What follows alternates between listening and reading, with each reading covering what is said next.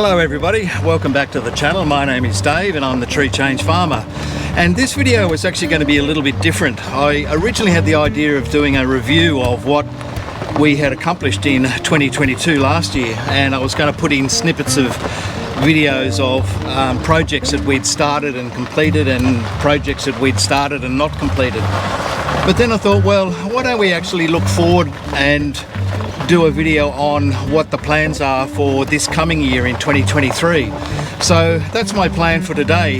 We're going to go for a bit of a drive around the property, look at a couple of the different areas that we need to do some work on, and talk about hopefully what projects we can get done in 2023. Our access road that comes off the main road up here is about 300 metres long, and ever since we bought the property about 4 years ago, the road has slowly been degrading and it needs to be fixed. Originally, when it was built about 15 years ago, it was a spray and seal surface, so it was gravel with a tar sprayed over the top of it, and it's held up pretty well, although there are patches of it that have started to break down, and even in some of the low points it goes underwater a little bit at times when we have heavy rain. So I'd like to do some work on the road. It may not be a project that I will complete in 2023, but I think it's something I need to start and get underway. The trouble may be is that the road is shared by 3 neighbours, so we would all have to agree to spend the money to upgrade the road, and that could be a problem if somebody doesn't want to come to the party. But anyway, it's on the list. Fix the road. The fence that runs along the laneway coming into the entrance of our property is a post and rail fence, and it's got a wire ring lock in there as well. This was put in again about 15 years ago, and I have some plans of what I want to do to this front entrance area. What I want to do with this front entrance area here is to first of all remove this old ring lock fencing. It's quite rusted in parts and it's a bit unsightly, so I want to get rid of that, and I think I'll replace it with a mesh material, something that may help to keep the rabbits out a little bit more. And while the wire's off, I then want to go over and paint these posts and rails with a darker charcoal black type coloured paint. I've seen some photographs online and I really like the look of it, and I think that would look quite smart if we do that. So we'd have to paint these down to where that power pole is down in that corner, and also all the way back up the laneway behind the print shed, which is about 100 metres in length, so it's going to take a while to do that. I was going to do it last year, but I never got around to it and never had the paint. But in the last month or so I went to a hardware sale and they had 60 litres of charcoal black fence paint on sale, so I picked that up for a great price, and that sort of seals the deal now. I've got no excuses, so that will certainly be underway shortly before winter sets in, while it's still summer, while we can still get out and paint. So that's certainly on the list, is to paint the post and rail entranceway. This is the newest shed on the property. This is a machinery shed, and when we built this about 3 years ago, we actually pushed all the topsoil back behind the shed, and there was a big mound of it there, and in the last couple of weeks we've just been working on getting rid of that dirt with the mini excavator and the mini dump truck, picking up that dirt and moving it to another place on the property. We've been making a video on that one. It's just about finished actually, so that's not too far away. That'll be in the next couple of weeks. And the other thing we're doing with this shed is I have always wanted to put in a mezzanine floor, and I finally got onto a company that was able to supply all the material for it and the design for it, and all that steel work turned up just before Christmas. So between Christmas and New Year break we've been working on bolting some of that together, and that goes in this area here behind this roller door. It's the mezzanine floor is about 6 metres by 4 metres, so about 24 square metres of mezzanine flooring that's going in there. So there's a couple of shots so far of putting it together. That'll be completed probably at the end of January. Okay, the next job on the list is what I'll call the French drain project. The property we have here has been flooded twice last year, and we've had water come into the bedrooms of the house, because there's a lot of water that comes in from the neighbouring paddocks and flows through our place before it actually gets down to our big dam. And last year I started doing the French drain project by just digging a shallow drain to get rid of some of the surface water, and that sort of worked, but I really have to go back and finish the job, which is quite important. So let's have a look at that. Most of the flooding water comes in from the paddocks from the neighbouring property. There's a hill up in the distance here, so this is a natural water channel that runs through into our property. And what I started doing was just to dig a very shallow open drain here to disperse the water. And what was happening last year is this was not like this, and the water would tend to spill over and then head towards the house and then surround the house before it would actually find its way into the dam. And unfortunately, the people that build this house in the location where it is managed to build it right in the middle of a water channel. So nature's just doing what it's doing, and that's why it got flooded. I started off doing this shallow drain very quickly last year just to divert the water. I didn't go any further with it because I am going to put in 2 runs of 100mm slotted ag pipe into this trench. I've got to dig it obviously a lot deeper now than what it is, but I couldn't get the ag pipe. I don't know if it's a problem in any other countries at the minute, but certainly in Australia you cannot buy the slotted ag pipe for love of money anywhere, and I've only just managed to get some from Victoria, which is a long way away. I've got it trucked up and I've now got that ready to go. So the project for the French drain will be to dig this out a lot further and put twin ag pipes all the way along here around the side of the house and then finally into the dam. It's a distance of about 100 meters, so it's going to take quite a bit of digging to do, and it all looks pretty messy at the minute, so I've got a lot of work to do to finish this project. It's certainly high on the priority list.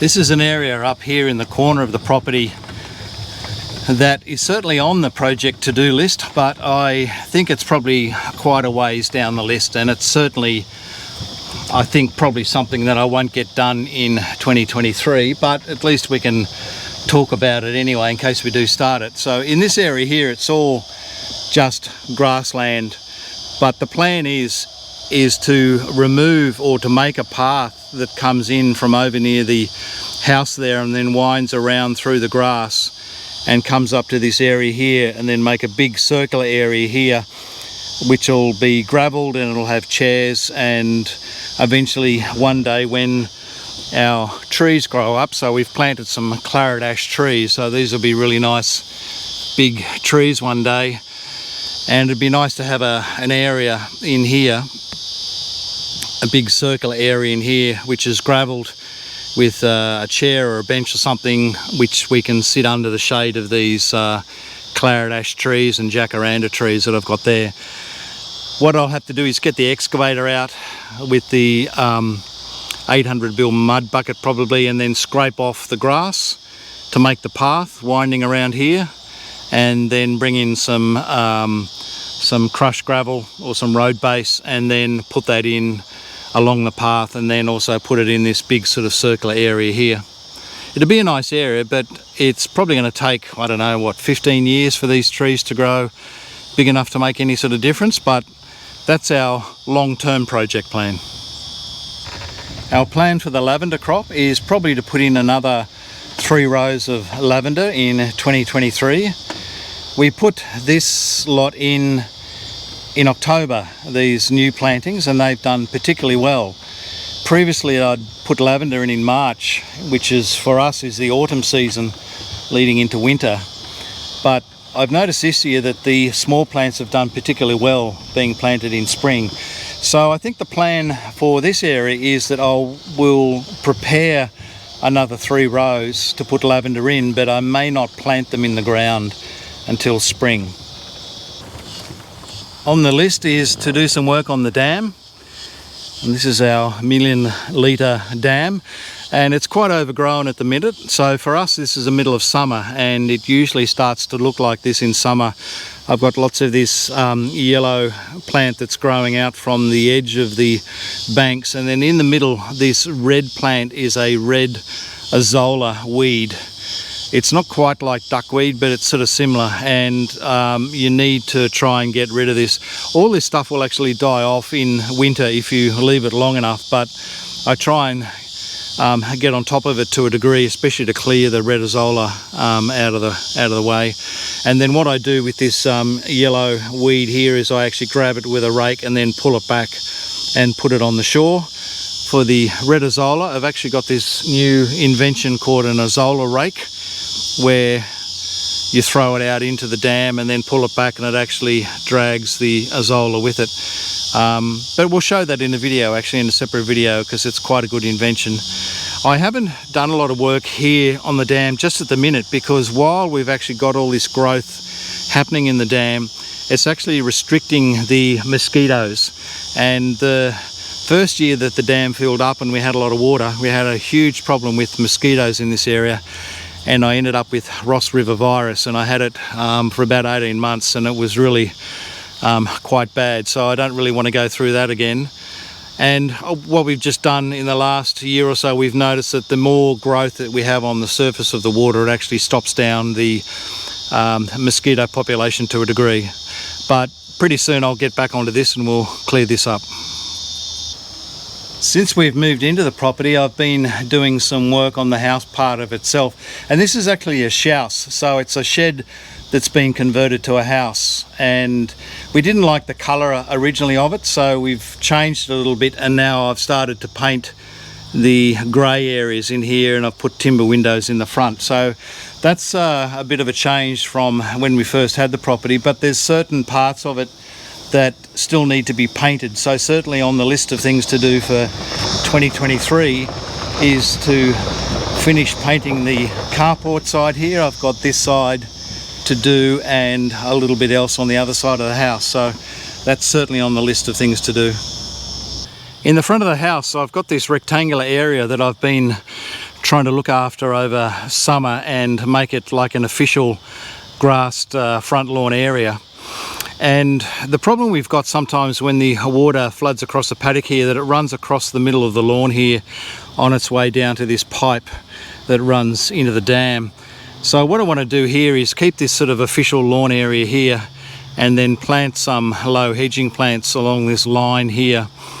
And what I'll do then is make like an open spoon drain that comes from around the back there, comes in front of the hedging plants, and then hooks into this drain. So I think that'll just make this front area just look a little bit nicer. This building I call the sign shop building. So by trade I'm a sign maker and digital printer, and I'm just retiring out of the trade after about 10 or 12 years of doing this, and I want to try and repurpose this building into something a little bit different. So it's not a high priority project for 2023, but it's certainly one that I want to start.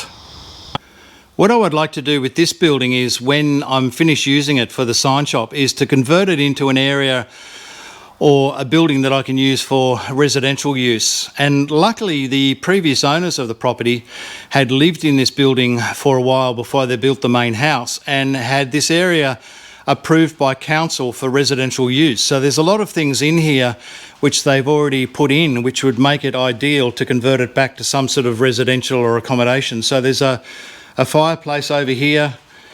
In here there's a kitchen with a stove, kitchen sink, cupboards and so forth. Big open area out here. There is down the back a bathroom that has already been put in, that has been approved. So there's a shower, a laundry tub over here, and a toilet. And they built a single sealed room over here which they used as a bedroom, and I use this as my print room. So in here I have a laminating machine, and I also have the digital printer, and it's great to have it in here because this room's completely sealed. It doesn't have any dust in it, so that's a great benefit. But my plan would be, if I turn it back into some sort of residential accommodation, would be to open up this area here, I would get rid of that wall there that goes into the kitchen, so it's an open plan kitchen. Make the bathroom smaller, put a laundry down the wall here. Get rid of this garage door, take this out, and then put in some sort of glazed glass, something similar, maybe that sort of opens the same way, so all this becomes a big glassed area. This would be a big living area in here. Put the bedrooms up the back, maybe 1 or 2 bedrooms in here. And this building originally was an old timber building. It was called the Stables, and eventually the timber building fell down and they built a new steel building here. And it's one of those American barn type of buildings. It's got the big high ceiling to it, so that would look quite nice if that was all kept the same height in there. And I put a couple of bedrooms at the back and then the entranceway coming through here. So there's a lot of work to be able to put it back to any sort of residential use. I mean, I'd certainly have to build stud walls and then reline all this, put a ceiling in it at normal sort of ceiling height, insulate it, and do a lot of other electrical work and so forth. So it would take a lot of work and a lot of time, but I think it would be a great benefit long term for us. I mean, in our retirement years, we could use it for friends and family to come and stay. Possibly we could use it for farm stay accommodation, or we could look at long-term rental. On the side of the sign shop, I want to do a couple of things here. So I want to get rid of this rainwater tank here. It's a 5,000 litre tank. It's full of water. You can see that it's connected to the gutters via a downpipe there, but it doesn't connect to anything. There's no tap on the outlet of it, and it just sits there full of water. So I want to take that water out, move that tank out of the way, put it on another part of the property.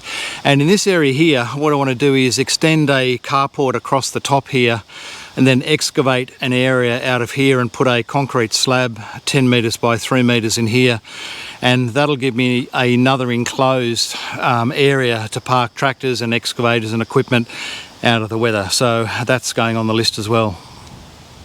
I have a number of projects which we're going to be using our machinery in 2023. So we've got the UHI UME 12 mini digger and also the John Deere 2025R tractor. This one I'm going to be doing a video in the next couple of weeks because it's been sitting here for a little while and I need to do an oil change and a filter change. So look out for that video, which won't be far away. The John Deere tractor, what I've been doing on that lately is I bought a set of pallet forks that bolt into the front of the bucket, and I've been running around using those and testing those. So that's also going to be in a video coming up probably within the next month or so, so have a look out for that one. Well, now that I've made the list of things to do, I can see that it is a big list for 2023. Anyway, will I get it all done? I'm not too sure. We'll certainly give it a crack and see how we go. I appreciate everybody's support in watching the videos, and I like to read the comments that people leave. And if you like the videos, then give us a big thumbs up. Please like and share with your friends. Come back and we'll see you next time on The Tree Change Farmer.